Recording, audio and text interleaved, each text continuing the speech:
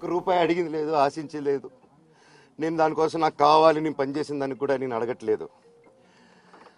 ఒకటే అడుగుతున్నాను, మీకు నిజం తెలియాలి. అందుకోసమే ఏంట్రా వీడు అన్నీ బయట పెడుతున్నాడు అనుకోవచ్చు, కానీ ఈరోజు నాకు భార్య పిల్లలు ఉన్నారండి. ఈరోజు నేను నిలబడకపోతే రేపు నా కొడుకు పెద్దోడైన తర్వాత, కూతురు పెద్ద అయిన తర్వాత వాళ్ళకి నేను సమాధానం చెప్పుకోలేను. నేను దొంగతనం చేసి వేరే వాళ్ళు కడుపులు కొట్టి నా పిల్లల మొహం నేను చూడలేను, ఆ కూడు నా పిల్లలకి పెట్టలేను. మా నాన్న నన్ను అలా పెంచలేదు, మా అమ్మ నన్ను అలా పెంచలేదు. మధ్యలో మా అమ్మ నలిగిపోతుంది. మా అమ్మని హాస్పిటల్లో అడ్మిట్ అయ్యారని చెప్పి నేను అబద్ధాలు ఆడారు. హాస్పిటల్కి వెళ్ళి చెక్ చేయించుకుంది అమ్మ. నువ్వు వెళ్ళిపో ఇంట్లో నుంచి, నువ్వు వెళ్ళిపోతే వీడిని చూసుకుంటావు మేమంటే, మేము మంచిగా మాట్లాడి పంపిస్తాం అంటే నమ్మి ఆవిడ 3 రోజుల నుంచి దడదడగా ఉంటే వెళ్ళింది ఇల్లమ్మ అంటే. ఏజీకి వెళ్ళడం వాస్తవం చూపించుకొని ఇమీడియట్గా మా అన్నింటికి వెళ్ళిపోయి అన్నింట్లో పడుకున్నారు. మీకు ప్రతిదీ తెలుస్తుంది. ఈ రోజుల్లో ఏది దాచలేరు. మరి ఇంత క్యారెక్టర్ అసాసినేషను నేను చేయని దానికి చేశారు అని, నా భార్య వచ్చిన తర్వాత నేను చెడ్డోడినయ్యానని, అదే వాళ్ళ తల్లిదండ్రులు ఉండుంటే గమ్మునుంటారా అండి? ఈరోజు నేను గమ్మునుంటే ఎలా అండి? తనకి తల్లి అయినా తండ్రి అయినా అన్నీ నేనే అండి. ఈరోజు తను వాళ్ళ ఇంట్లో ఆధారపడదు, నేను మా ఇంట్లో ఆధారపడను. నేను నా సినిమాలు చేసుకుంటున్నాను. తను సొంతంగా ఒక టాయ్ కంపెనీ పెట్టుకుంది. లాక్డౌన్లో నా అహం బ్రహ్మాస్మి సినిమా మా ప్రేమ కోసం ఆపేసినప్పుడు నిర్దాక్షిణంగా నేను చెన్నైకి షిఫ్ట్ అయిపోయి ఈ ఊర్లో వద్దని మేము అక్కడ కూర్చొని, నేను మనోజ్ నువ్వు బొమ్మలు గీస్తావు కదా, కథలు రాస్తావు కదా, బొమ్మలకి ఆత్మనిర్భర్ అని నరేంద్ర మోడీ గారు అనౌన్స్ చేశారు. ఈ బొమ్మలు, నీకు బొమ్మలు ఇష్టం, పిల్లలు ఉన్నారు, మనమే క్రియేట్ చేద్దాం బొమ్మలు అంటే, లాక్డౌన్లో నేను డ్రాయింగ్లు చేసి కథలు రాసుకొని నా ఫ్రెండ్స్ దగ్గర కొంచెం అప్పులు చేసుకొని మేమే పెట్టుబడులు పెట్టుకుంటూ, నా ఫ్రెండ్స్ కూడా పెద్ద కష్టపడి వచ్చిన వాళ్ళండి, వాళ్ళకున్న కొంతలో నాకు పంచుకుంటూ మమ్మల్ని కాపాడుకుంటూ ఒకరినొకరు కాపాడుకుంటూ నిలబడి ఈరోజు మనీని నిలదొక్కున్నాం అండి. నేను నా భార్య, తను కష్టపడుతుంది. ఇప్పుడు కాశ్మీర్ నుంచి కన్యాకుమారి వరకు ఓన్లీ తను, నేను, ఇంకొక 3-4 కలిసి దీన్ని ఇంత దూరం తీసుకొచ్చామండి. ఈరోజు నేను మళ్ళీ సినిమాలకు వచ్చేసాను. అందుకే ఈరోజు నేను నిలబడిపోతే ఇది నా పిల్లలకి చెప్పేది కరెక్ట్ కాదు, ఎవరికి కరెక్ట్ కాదు. ఇన్నాళ్ళు గమ్మునున్నాను ఓకే, కానీ వాళ్ళ నాన్న ఆస్తుల కోసం కొట్లాడుతున్నాడా, మంచి కోసం నిలబడుతున్నాడా అనేది ఈరోజు మీకు సాయంత్రం వచ్చిన ప్రూఫ్స్ అన్ని వదులుతాను. మా నాన్న మీద గన్ను పెట్టి కాల్చే వినయ్కి, మా అన్నకి సాయంత్రం ప్రతిదీ చెప్తాను.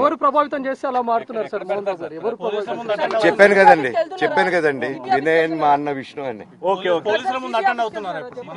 అవునండి, నన్ను హాజరుపరచమన్నారు, 10:30 రమ్మన్నారు. మీరందరూ చూశారు. నాకు మొన్న ఫస్ట్ రోజు తగిలి బాగా నొప్పి వచ్చింది, మెడ, కాలు. 3 వారాల క్రితం ఫైట్లో నాకు మజిల్ టైర్ అయింది, గ్రేడ్ 1 టైర్ రైట్ లెగ్లో. లెఫ్ట్ లెగ్లో మళ్ళీ దెబ్బలు తగిలాయి మొన్న. సో అందుకే కొంచెం బ్యాలెన్స్ ఇది ఉంది. మందులు హెవీ మెడికేషన్ ఇచ్చారు, హెవీ ప్యాచ్ కూడా వేశారు నాకు. దానివల్లే కొంచెం నడుస్తున్నాను. అండ్ ఇప్పుడు అందుకే రిక్వెస్ట్ చేసుకొని, సార్ నాకు కొంచెం టైం ఇవ్వండి, పాప ఉంది, సెటిల్ చేసుకొని నేను వస్తాను సార్, కొంచెం సెట్ చేసుకొని అని పోలీసులు గారికి రిక్వెస్ట్ చేసుకొని ఇప్పుడు బయలుదేరుతున్నాను. సార్ దాని గురించే సార్ చెప్పాను. మద్యానికి బానిసై ఇలా ప్రవర్తిస్తున్నాడు, అందుకే నేను మనోజ్ విషయంలో సీరియస్ గా ఉన్నాను అని చెప్తున్నాను. సార్ మద్యానికి బానిసై ఎవరిని కొట్టాను సార్? నా పిల్లల్ని కొట్టానా, నా భార్యను కొట్టానా, మా అమ్మని కొట్టానా, మా నాన్నని కొట్టానా? ఇవన్నీ నీ మద్యానికి బ్యాలెన్స్ అందరినీ కొడుతున్నాను, పొన్నాలు కొడుతుంటే సీసీటీవీలు తెప్పింటి సార్. అది దొంగతనం చేసింది నేను కాదు సార్, అది తెప్పింటి సార్ అంతా. అప్పుడు మాట్లాడదాం సార్, మనోజా ఎవరా అని చెప్తానండి. నాకు ఇంకా కొంచెం క్లారిటీ రావాలి. కమిషనర్ ఆఫీస్కి వెళ్తాను, వాళ్ళని కలుస్తాను, రిక్వెస్ట్ చేసుకుంటాను, మాట్లాడుకొని వాళ్ళు ఏం చెప్తారు. 5:30కి మాట్లాడతానన్నా. రంజిత్ అన్న, ఇంకా అన్న సారీ అన్న, సూర్యం అన్న సారీ అన్న.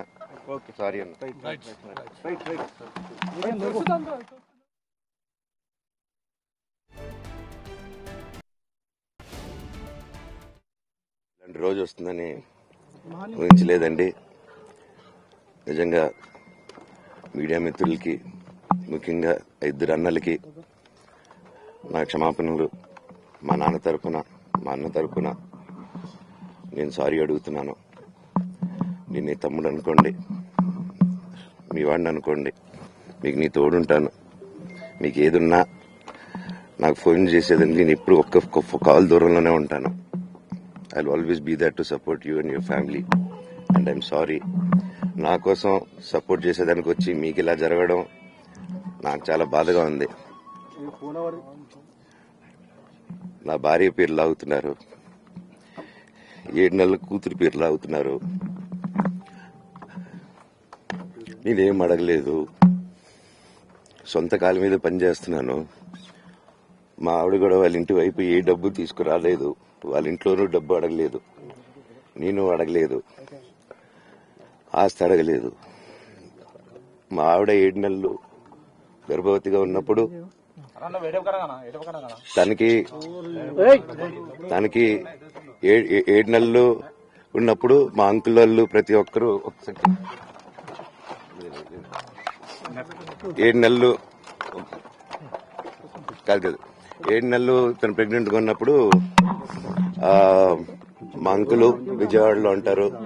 అండ్ ఇక్కడ కొంతమంది అంకుళ్ళు నాన్నగారు బాగా క్లోజు. మనోజ్, నువ్వెన్నో సంవత్సరాలు ఇంటి బయటగా ఉన్నావు, నీ సొంతంగా ఉన్నావు, మీ నాన్నగారు అమ్మగారు ఒకరే ఉన్నారు. ఇలాంటి రోజు వస్తుంది.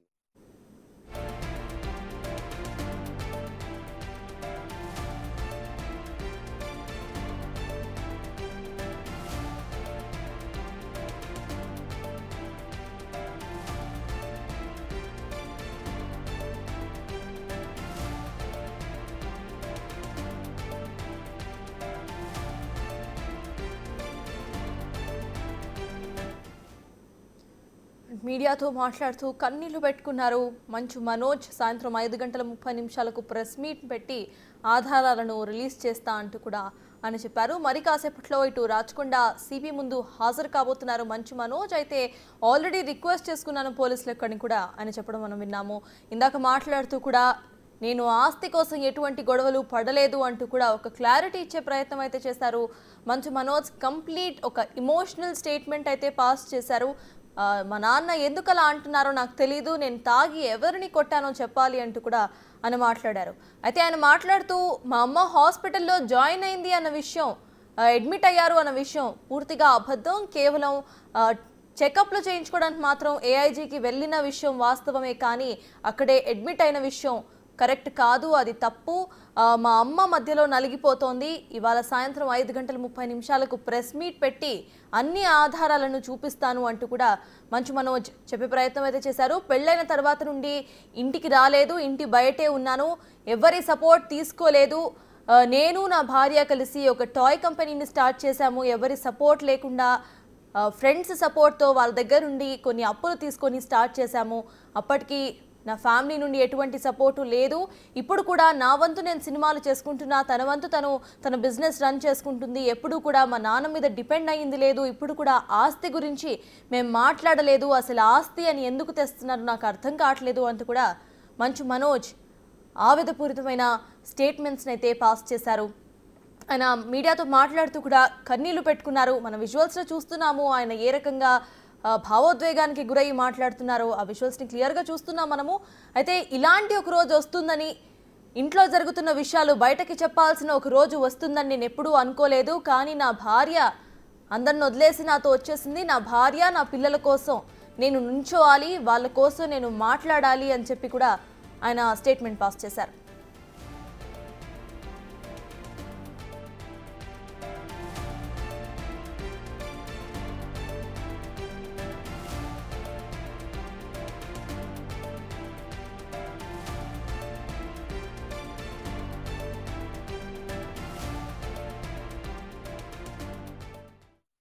ఇలాంటి రోజు వస్తుందని ఊహించలేదండి. నిజంగా మీడియా మిత్రులకి, ముఖ్యంగా 2 అన్నలకి నా క్షమాపణలు. మా నాన్న తరపున, మా అన్న తరపున నేను సారీ అడుగుతున్నాను. నేను నీ తమ్ముడు అనుకోండి, మీ వాడిని అనుకోండి, మీకు నీ తోడుంటాను. మీకు ఏదున్నా నాకు ఫోన్ చేసేదండి. నేను ఎప్పుడు ఒక్క కాల్ దూరంలోనే ఉంటాను. I will always be there to support you and your family. And I'm sorry, నా కోసం సపోర్ట్ చేసేదానికి వచ్చి మీకు ఇలా జరగడం నాకు చాలా బాధగా ఉంది. నా భార్య పేరు లాగుతున్నారు, 7 నెలల కూతురి పేరు లాగుతున్నారు. నేనేం అడగలేదు, సొంత కాళ్ళ మీద పనిచేస్తున్నాను. మా ఆవిడ కూడా వాళ్ళ ఇంటి వైపు ఏ డబ్బు తీసుకురాలేదు, వాళ్ళ ఇంట్లోనూ డబ్బు అడగలేదు, నేను అడగలేదు, ఆస్తి అడగలేదు. మా ఆవిడ 7 నెలలు గర్భవతిగా ఉన్నప్పుడు